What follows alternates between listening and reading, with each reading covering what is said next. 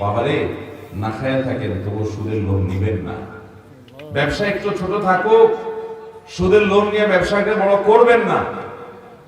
আমি জানি যে অনেকের কাছে আমার এই কথাগুলো শেখেলে হবে, আমি খুব ভালো করে বুঝি। এই পৃথিবীটা সুদের উপরে দাঁড়িয়ে আছে। বড় বড় ব্যবসায়ী যারা সুদি কারবার ছাড়া তারা ব্যবসা করতে পারেন না, কঠিন হয় আমি জানি। কিন্তু ভাইরে, গোটা পৃথিবী রক্ষা করার দায়িত্ব আপনার না, আপনার নিজেকে জাহান্নাম থেকে বাঁচানোর দায়িত্ব আপনার। আপনি নিজের চিন্তা করেন যে আমি নিজে সরাসরি সুদের সাথে জড়াবো না, তাতে ব্যবসা বড় না হোক, তাতে আমার লস হোক, তাতে আমি গরিব থাকি, তাতে আমি পিছায় থাকি, আমি চিরকাল বাঁচবো না। যে কাফনের কাপড় পরে যাব, ওই কাফনের কাপড়ে পকেট নেই, কিছু নিয়েও যেতে পারবো না, সব থেকে যাবে, কিন্তু পাপগুলা সব পাই পাই করে ঠিকই সাথে যাবে। আপনার মধ্যে যদি ন্যূনতম ঈমান থাকে, আল্লাহর কাছ থেকে, আল্লাহর পক্ষ থেকে বর্ণনা করা ওহী সম্পর্কে যদি আপনার ন্যূনতম ধারণা থাকে, ঈমান থাকে, তাহলে আপনি সুদের কারবারে কখনো জড়াবেন না। মুহতারাম হাজিরিন, সুদের সর্বপ্রথম যে ভয়াবহতার কথা বলতে চাই তা হলো, সুদের কারবারের সাথে যদি কেউ জড়িত হয়, আল্লাহ রাব্বুল আলামিন এর সঙ্গে যুদ্ধ ঘোষণার শামিল। আল্লাহ তাআলা তার সাথে যুদ্ধ ঘোষণা করেন এবং আল্লাহ বলেছেন ফাআযানু বিহারবিন মিনাল্লাহি ওয়া রাসূলিহি। আল্লাহ এবং তার রাসূলের সঙ্গে যারা সুদের কারবার করো, সুদি লোন নিয়েছো বা সুদে টাকা লাগাও, তারা আল্লাহ এবং তার রাসূলের সঙ্গে যুদ্ধের জন্য তোমরা ঘোষণা শুনে রাখো, প্রস্তুত হও। বাইরে কিসের আল্লাহ এবং তার রাসূলের সাথে যুদ্ধ? আল্লাহর সামান্য সৃষ্টি, একটু ঝড় আসছে, আপনাদের রাস্তাঘাট সব ধ্বংস হয়ে বরবাদ হয়ে ডুবে শেষ হয়ে গেছে, ঠিক না বেঠিক? আর সেখানে আল্লাহ রাব্বুল আলামিন বলছেন তার পক্ষ থেকে যুদ্ধের জন্য ঘোষণা যেন আমরা শুনে রাখি। সুদের যারা কারবার করবে, হয়তো শুরুতে টের পাবেন না বাবারা ভাইয়েরা, একটা সময় টের পেয়ে যাবেন। সুদখোরদেরকে দেখবেন অনেক চকচকা গাড়িতে চলে, অনেক ফকফকা জিন্দেগি তারা লাইফ লিড করে, এই তো তাদের ভেতরকার ত্রাসের যে জিন্দেগি, এই সম্পর্কে যদি আপনার ধারণা থাকে, তাহলে তাদের বাহির না দেখে ভেতরটা বিবেচনা করতেন। আমি এরকম বহু লোক দেখার দুর্ভাগ্য আমার হয়েছে, যে শত শত কোটি টাকার বিজনেস তার আছে, কিন্তু সুদের উপরে সবকিছু দাঁড়িয়ে আছে, সুদি লোন নিয়ে সবকিছু করে, টাকার অভাব নেই কিন্তু সুখের অভাব আছে। কিসের অভাব আছে? শান্তি নাই, ঘুমের ওষুধ খাওয়া ছাড়া ঘুম আসে না, ছটপট অস্থির পাগলের মতো।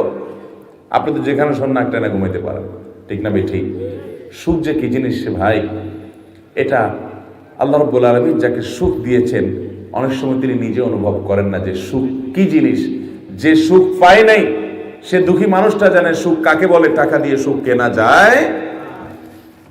ভাইরা আমার, সুদের প্রথম ভয়াবহ দিক হলো আল্লাহ এবং তার রাসূলের সাথে এটা যুদ্ধ ঘোষণার শামিল। অন্য কোনো অপরাধ, আপনি শুকরের গোশত, কুকুরের গোশত খেলে হারাম হবে, কবিরা গুনাহ হবে, জঘন্য অপরাধ হবে, কিন্তু তাই বলে এটার জন্য আল্লাহর সঙ্গে যুদ্ধ ঘোষণা। আরে আল্লাহর সঙ্গে বান্দার আবার কিসের যুদ্ধ? একটা সৃষ্টি আর তিনি মহান সত্তা, তার সাথে বান্দার আবার কিসের যুদ্ধের আলাপ সালাপ? এখানে খাটে? একজন মানুষ যদি বলে একটা পিপিলিকাকে যে হ্যাঁ তোমার সাথে আমার যুদ্ধ হবে, এটা তো খাটে না। একটা পিপিলিকার সাথে যুদ্ধ করা লাগে নাকি? আবার ফু দিলেই তো উড়ে যায়। সেখানে মহান সৃষ্টিকর্তার সাথে সৃষ্টির আবার যুদ্ধ কিসের? আল্লাহ রাব্বুল আলামিন তারপরও ফাআযানু বিহারবিন মিনাল্লাহি ওয়া রাসূলিহি বলে আমাদেরকে বোঝাতে চেয়েছেন এই অপরাধটা এত ডেঞ্জারাস, এত ভয়াবহ। তোমাদের কাছে মনে হচ্ছে কি হচ্ছে, আমি তো টাকার পিঠে টাকা দিচ্ছি, তার টাকাটা খাটাচ্ছি, এই জন্য তাকে একটু লাভ দিচ্ছি, এমন কি অপরাধ? আপনার তো বুঝে আসে না। একটা সভ্যতা আস্তে আস্তে ধ্বংসের দিকে চলে যায় যখন পৃথিবী সুদের উপরে দাঁড়িয়ে যায়, সুদের উপর উঠে যায়, সম্পদ কক্ষিগত হয়ে যায়, গরিব আরো শেষ হয়ে যায়, আস্তে আস্তে সব বৃত্তে পরিণত হয়। সামান্য কিছু মানুষের একটা সমাজ একবারে ধ্বংসের অতল তলে হারিয়ে যায়। একদিনে হয় না, সেটা হয়তো শত বছর লাগবে, সেটা হয়তো অনেক যুগ লাগবে, কিন্তু ধ্বংস হবেই। এবং এর মধ্যে কোনো কল্যাণ নাই। সবচেয়ে বড় কথা হলো শয়তানের অনেক বড় অস্ত্র হলো এই সুদ। শয়তান এই সুদের কারবারের সাথে জড়িয়ে আপনার দুনিয়া আখিরাত এবং মানুষকে ধ্বংস করতে চায়। কারণ মানুষের সবচেয়ে বড় শত্রু হলো ইবলিস। এই ইবলিস আমাদের বাবা আদমের কারণে, মানুষের বাবা আদমের কারণে জান্নাত থেকে বের হতে হয়েছে, আদম আলাইহিস সালামের কারণে। এই জন্য সে সবচেয়ে বড় শত্রু, সে আমাদের ধ্বংস চায়। এই জন্য সে সুদের কারবারকে পৃথিবীতে প্রতিষ্ঠিত করবার জন্য তার সবচেয়ে বড় এজেন্ডা সে নিয়ে চলছে। মুহতারাম হাজরিন, আল্লাহ তাআলা সেজন্য এটার ভয়াবহতা বোঝানোর জন্য শুধু বলেছেন যে আল্লাহর সাথে যুদ্ধের জন্য অনুমতি এবং ঘোষণা শুনে রাখো। অতএব সুদের কারবারে জড়িত হওয়া মানে আল্লাহর সঙ্গে যুদ্ধ ঘোষণার শামিল। এক, সুদের দ্বিতীয় ভয়াবহ দিক হলো সুদের সাথে যারাই সম্পৃক্ত হয় তাদের উপর আল্লাহ তাআলার গজব নাজিল হয়। আল্লাহর কি নাজিল হয়? গজব নাজিল হয়। আল্লাহর লানত বর্ষিত হয়, আল্লাহর রহমত থেকে দূরে সরে যায় ওরা, আল্লাহর রহমত পায় না ওরা যারা সুদের কারবার করে। নবী করিম সাল্লাল্লাহু আলাইহি ওয়াসাল্লাম বলেছেন, লানাল্লাহু আকিলার রিবা ওয়া মুকিলাহু ওয়া কাতিবাহু ওয়া শাহিদাইহি। আল্লাহর লানত এবং গজব নাজিল হয় সুদখোরের উপরে, যে সুদ দেয়, সুদ দিয়া লোন নিছে, সুদ গ্রহীতা, তার উপরে সুদদাতা, সুদের লোন দাতা আর সুদের লোন গ্রহীতা, এদের উভয়ের উপর আল্লাহর গজব নাজিল হয়। সুদের কথা লেখে, সুদের হিসাব রাখে, সুদের সাক্ষী হয়, সুদের সাথে যে কোনো ভাবে সরাসরি সম্পৃক্ত হয়, এরকম সব মানুষের উপরে আল্লাহর লানত এবং গজব নাজিল হতে থাকে। ভাইরে, টাকা কামাই করে নয় পাহাড় বানায় ফেললেন, আমি বুঝলাম। সুদের কারবার করে আপনি কোটিপতি হয়ে গেলেন একদিন, বুঝলাম। কিন্তু সুখের মালিক আল্লাহ যদি আপনার উপরে আল্লাহর গজব নাজিল করার ফয়সালা করে রাখেন, আপনার টাকা আপনাকে সুখ দিতে পারবে? পারবে না ভাই, বিশ্বাস করেন, পারবে না। হারামখোরদেরকে আল্লাহ তাআলা সুখ দেন না। আপনি দেখেন অনেক চকচকা ফকফকা গাড়ি বাড়ি নিয়ে চলে, কিন্তু সুখটা নাই। সুখটা ভেতরের জিনিস, ভেতরের জিনিস বাহির দেখে বোঝার উপায় নেই যে সুখের কি অবস্থা।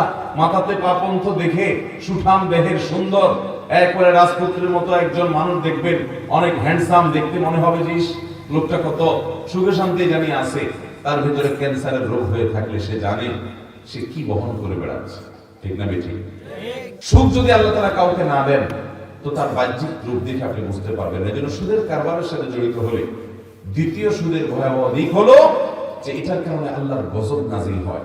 আপনি সুদের কারবার করে অনেক পয়সা কড়ি বানায়া আপনি আপনি জেনে শুনে হারাম জানা সত্ত্বেও আপনি সুদের কারবার করে পয়সা করে বানানোর পর দুনিয়ার সব আলেমরা আমাকে দাওয়াত দিয়েছেন, মক্কার মসজিদুল হারামের ইমামদেরকে, শেখ সুদাইর সুরাইম, মাহের আল মুআইকিরি, আব্দুল্লাহ আল জোহানি, আরো যারা আছেন সিনিয়র জুনিয়র ইমাম, মুয়াজ্জিন, খতিব, মক্কা শরীফের, মদিনা শরীফের সবাইকে দাওয়াত দিয়া খুব ধুমসে খাওয়াইয়া হাদিয়া তোফা দিলেন।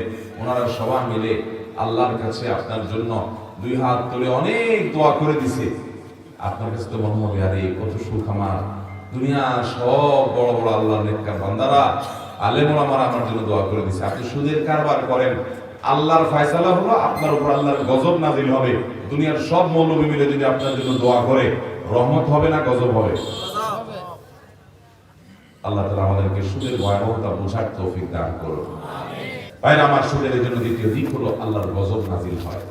সুদখোর কখনো সুখে থাকতে পারে না। নাম্বার 3, নবী করিম সাল্লাল্লাহু আলাইহি সাল্লামের বিভিন্ন হাদিস থেকে আমরা জানি সুদের কারবারকারী ইহুদির সাথে সাদৃশ্যপূর্ণ। ইহুদিদের মধ্যে এটা প্রচলন সবচেয়ে বেশি ছিল। ইহুদিদের প্রতি আল্লাহর রহমত নাযিল হয়েছে না গজব নাযিল হয়েছে? আল্লাহ তাআলা কোরআনে কারীমে সূরা ফাতিহার মধ্যে একবার শেষ আয়াতে কি বলছেন? গায়রুল মাগদুবি আলাইহিম ওয়ালা। আল্লাহ আপনার গজব যাদের উপরে নাযিল হয়েছে অর্থাৎ ইহুদিরা, তাদের পথে যেন আমরা না চলি। আল্লাহর গজব নাযিল হওয়ার কারণে ওরা চিরলাঞ্ছিত, চিরবঞ্চিত, ওরা পৃথিবী ক্ষমতা হোল্ড করে, পৃথিবীর পলিসি মেক করে, ওরা পৃথিবীর সকল কিছুর নাটের গুরু, সব বুঝি আমরা ভাই।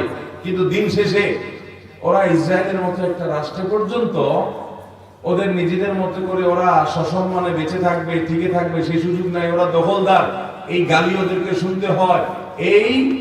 এই অপরাধ ওরা করেছে, সে অপরাধ বোধ তাদের মধ্যে আছে যে তারা মুসলমানদের জমি দখল করে, জবরদখল করে সেখানে তারা জুলুম করে করে টিকতে হচ্ছে।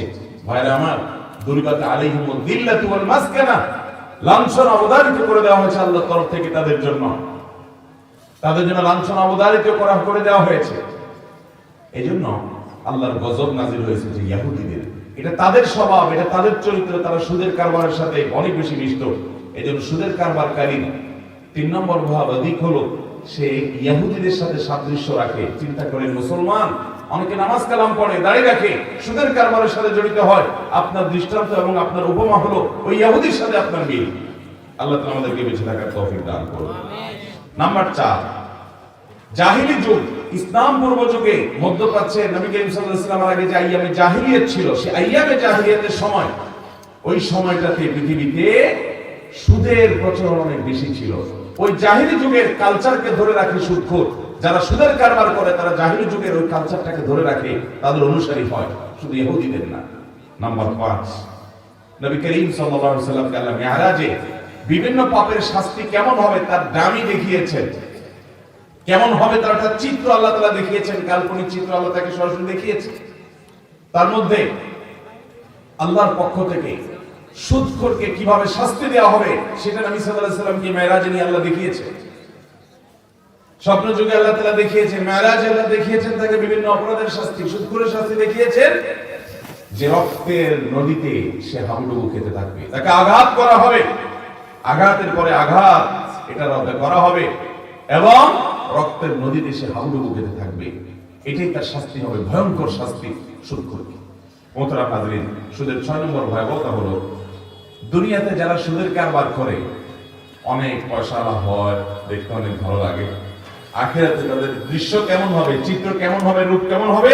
আল্লাহ বলেছেন লা ইয়াকুমু ইল্লা কামা ইয়াকুমুল লাযী ইয়াতাখাব্বাতুহু আশ-শাইতানু মিনাল মাস। জিনে ধরা রোগী, বিকৃত মস্তিষ্ক বা অসুস্থ মানুষ যাদেরকে আপনি পাগল বলেন, এরকম মানুষদের মতো কিয়ামতের ময়দানে উদ্ভ্রান্ত হতে থাকবে। শয়তান দুষ্ট জিন কার উপরে ভর করলে যেরকম সে মাতলামি করতে থাকে, এরকম মাতালের মতো ছটফট করবে কিয়ামতের ময়দানে। অনেক পাপী থাকবে কিয়ামতে, অনেক অপরাধী থাকবে, জেনাকারী থাকবে, হারাম অন্যান্য হারাম কাজ করানোওয়ালা থাকবে, মানুষ খুনি থাকবে, মদের কারবারি থাকবে, অনেক খারাপ কাজ করা মানুষগুলো থাকবে, ভালো মানুষ থাকবে, সবাই থাকবে।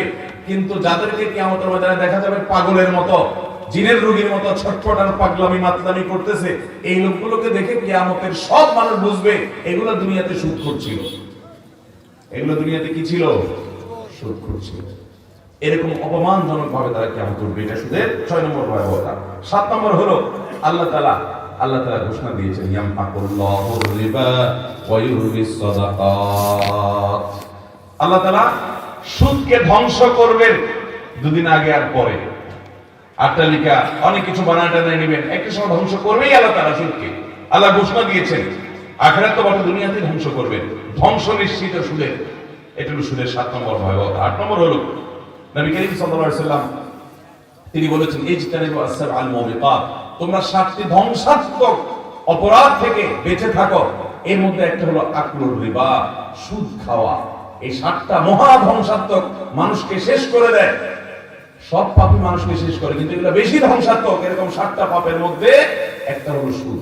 এরকম ভয়ঙ্কর বিষয় যে ওই শর্ট ভয়ঙ্কর হারামের মধ্যে আবার হারাম, বড় হারাম, কবিরা গুনার মধ্যে আবার চরম পর্যায়ের কবিরা গুনার যে 7টার শর্ট লিস্ট, ওর মধ্যে সুদ স্থান পেয়েছে। অর্থাৎ এরকম ডেঞ্জারাস এবং ভয়াবহ সুদের 9 নম্বর ভয়াবহ দিক হলো, আপনারা এই হাদিস শুনেছেন, নবী করিম সাল্লাল্লাহু আলাইহি ওয়াসাল্লাম বলেছেন আর-রিবা লির-রিবা 70 হুবান ওয়া আইসারুহা আন ইয়ানকাহা রাজুলু উম্মাহ। সুদের 70টা ডেঞ্জারাস ভয়াবহ খারাপ দিক আছে।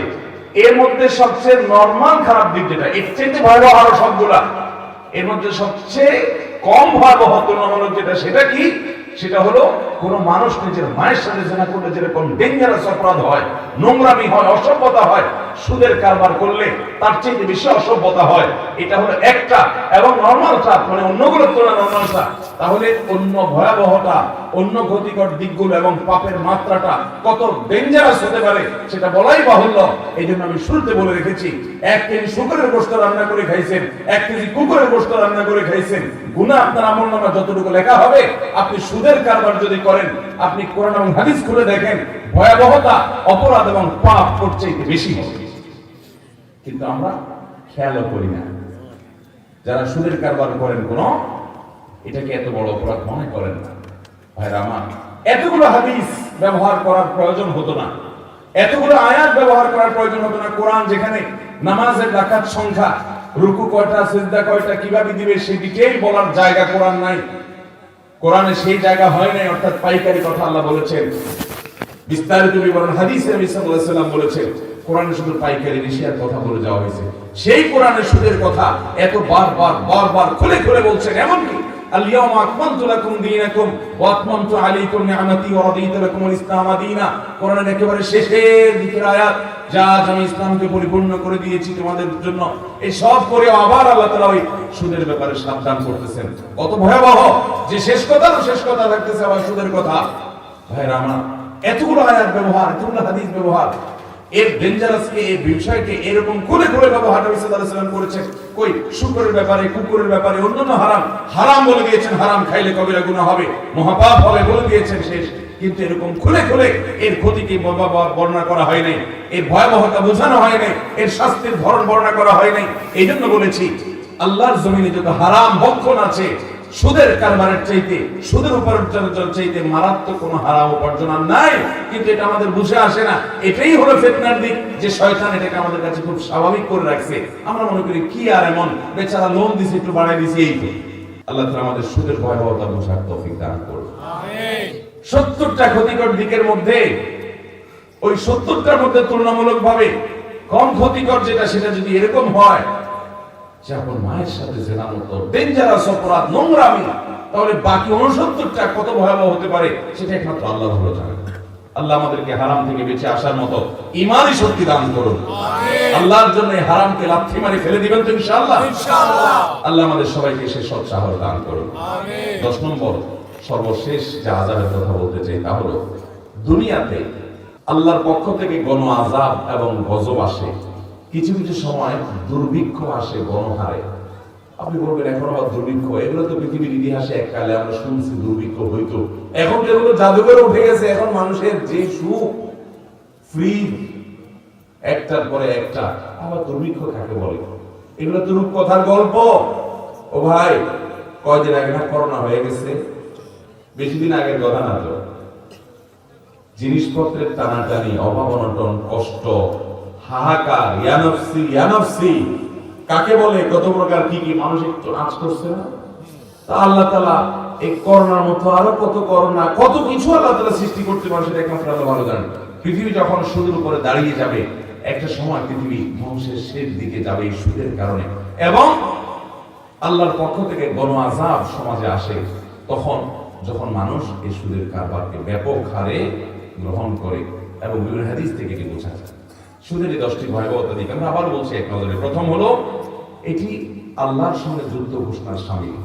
অন্য হারামের ব্যাপারে আল্লাহ এত জঘন্য কথা বলেন নাই, মানে এত জঘন্য মানে বিষয়ের কথা উল্লেখ করেন না যে সুদের ভয়াবহতা যত বেশি তত জঘন্য, যেটা আল্লাহর সঙ্গে, আল্লাহ রাসূলের সঙ্গে যুদ্ধের ঘোষণা দেওয়ার শামিল। প্রস্তুতি থাকবে কার সাথে যুদ্ধের ঘোষণা। দ্বিতীয়ত, সুদের কারবারি, সুদের সাথে সংশ্লিষ্টতা অর্জনকারী, তাদের উপর আল্লাহর লানত এবং গজব নাযিল হবে। তৃতীয়ত হলো, এটা ইহুদিদের সাথে এই সুদখোরের সাদৃশ্য, ইহুদিদের কারবার, এটা সেই ইহুদির দলভুক্ত এবং তাদের সাদৃশ্য গ্রহণকারী, তাদের অন্তর্ভুক্ত এবং তাদের কারবারি। আর চতুর্থত হলো জাহিলি যুগের, আইয়ামে জাহিলিয়াত যুগের কালচারের সে প্রবক্তা, ওইটাকে প্রতিষ্ঠাকারী, যেটাকে ইসলাম শেষ করে বিদায় করে দুনিয়াকে সুন্দর করে সাজিয়েছে, সেই জাহিলি যুগের সেই অন্যায় এবং পাপের ধারক, সেটাকে ধরে রাখছে। 5 নম্বর হলো সুদখোরের শাস্তি কি হবে। আল্লাহ রাব্বুল আলামিন নবী সাল্লাল্লাহু আলাইহি ওয়াসাল্লামকে দেখিয়েছেন যে রক্তের নদীতে সে হাবুডুবু খেতে থাকবে, তাকে আঘাত করা হতে থাকবে এবং সে হাবুডুবু খেতে থাকবে, এবং এটাই তার শাস্তি চলতে থাকবে দীর্ঘকাল পর্যন্ত। সুদের 6 নম্বর ভয়াবহতা হলো যে সুদখোর সে কিয়ামতের ময়দানে জেনে ধরা রোগীর মতো, মাতালের মতো, পাগলের মতো ছটফট করবে। তার পাগলামি দেখে সবাই বুঝবে এই দুনিয়াতে সুদখোর ছিল। অন্য আরো পাপিষ্ঠ খারাপ মানুষও কিয়ামতে থাকবে, কিন্তু কারোর অবস্থা এত করুণ হবে না। ওর অবস্থা যেরকম করুণ হতে থাকবে, এটা তার জন্য অবমাননাকর শাস্তি, সুদের মতো ভয়াবহ কাজে সে জড়াবার কারণে। আর 8 নম্বর হলো 7টি ধ্বংসাত্মক কবিরা গুনাহের ভিতরে আবার মহাপাপ, ধ্বংসাত্মক কবিরা গুনাহ একেবারে দুনিয়া আখিরাত সব শেষ করে দেয়। সেই মহাপাপের মধ্যে আবার মহাপাপের শর্ট লিস্টের 7টার মধ্যে এই সুদের বিষয়টি উঠে এসেছে। সুদের 9 নম্বর ভয়াবহতা হলো যে এর 70টি খারাপ দিকের মধ্যে তুলনামূলকভাবে 70টার মধ্যে তুলনামূলকভাবে সাধারণ হলো নিজের মায়ের সাথে জেনা করার মতো। সুদের অপরাধ, সুদের ভয়াবহতা এত মারাত্মক যে সেটা এই 70টা, এটা সহ আর 69টা খারাপ দিকের বিষয় এই সুদের মধ্যে আছে, তার চেয়ে তো ভয়াবহ সুদ। 10 নম্বর হলো আল্লাহর পক্ষ থেকে গণ আযাব এবং গজব নাযিল হয় সুদের কারবারের মধ্যে। অতএব ভাইরা আমার, দুনিয়ার সামান্য মুনাফার লোভে আমরা এনজিও গুলো থেকে, বিভিন্ন প্রতিষ্ঠান থেকে সুদে কখনো লোন নেব না ইনশাআল্লাহ। আমার আশেপাশে অনেকে সুদের লোন নিয়ে অনেক দোকানদারি হয়ে করে অনেক বড় কিছু করে ফেলছে। 4টা দোকান করছে, 2টা দোকান করছে, অনেক পয়সা করছে, ঘরের চাল দিছে, গরু কিনছে, ছাগল কিনছে, অনেক কিছু করছে, কিন্তু আমরা এগুলা করব না ইনশাআল্লাহ। এর জন্য ওলামায়ে কেরাম এবং এদেশের সৎ কর্মশীল মানুষেরা মানুষকে ঋণ দিতে হবে, সহযোগিতা করতে হবে। আমরা আমাদের আসুন্নাহ ফাউন্ডেশন থেকে গত বছর প্রায় 1000 পরিবারকে গরু এবং ছাগল কোনো দাবি ছাড়া কিনে মালিক বানাই দিছি, যেন তারা নিজের পায়ে নিজে দাঁড়াতে পারে। এই বছর আমরা 1300 পরিবারকে সারা দেশে আলেমদের মাধ্যমে রিক্সা কিনে দিয়ে তাদের দারিদ্র্য বিমোচন করার উদ্যোগ গ্রহণ করেছি। সারা দেশের সমস্ত মসজিদ মাদ্রাসা থেকে, সব জায়গা থেকে ওলামায়ে কেরাম যেভাবে যদি এভাবে উদ্যোগী হন, তাহলে ইনশাআল্লাহ এনজিওদের এই ঋণের বোঝা নিয়ে দুনিয়া আখিরাত সব ধ্বংস করা এবং সুদের কারবারে জড়িত হওয়া থেকে আমাদের ভাইরা বেঁচে যাবে ইনশাআল্লাহ। যদি কথার কথা আপনাকে কেউ দেওয়ার মতো লোক নাই হয়, আপনি লোন পাইলেন না, তাই বলে কি আপনি সুদ খাবেন? তাই বলে আপনি হারাম করবেন? মনে রাখবেন, হারামে আরাম নাই। এই কথা আমরা মুখে সবাই বলি, কিন্তু কাজে দেখলে বোঝার উপায় না যে আমরা বিশ্বাস করি হারামে যে আরাম নাই। আল্লাহ তাআলা আমাদেরকে হারামকে ছেড়ে দেওয়ার তৌফিক দান করুন। হারাম ছাড়বেন তো ইনশাআল্লাহ? হারাম পরিহার করবেন তো ইনশাআল্লাহ? সৎ সাহস এবং হিম্মত করেন। দোয়া কবুল হবে না, ইবাদত কবুল হবে না, সন্তান মানুষ হবে না, ইবাদতের স্বাদ পাবেন না হারাম খাইলে। আগে হালাল খান, এরপরে নেকামলের চিন্তা করেন। আমাদের দেশে মানুষের চিন্তা হলো আগে পয়সা করে কামাই, এরপরে হাজী সাহেব গাজী সাহেব হয়ে শেষ বয়সে এসে আমি ভালো মানুষ সেজে যাব এবং নেকামল শুরু করব। আগের গুলো সব দাম টাক করে সব ভুলে ফেলবো। মানুষকে ভুলাতে পারবেন, মানুষ আপনার ইতিহাস অনেকে জানবে না, ভুলে যাবে, কিন্তু আল্লাহর কাছে কোনো কিছু লুকায়িত থাকবে। অতএব হারাম থেকে বাঁচবো তো ইনশাআল্লাহ। আল্লাহ আমাদের সবাইকে আমাদের তৌফিক দান করুন।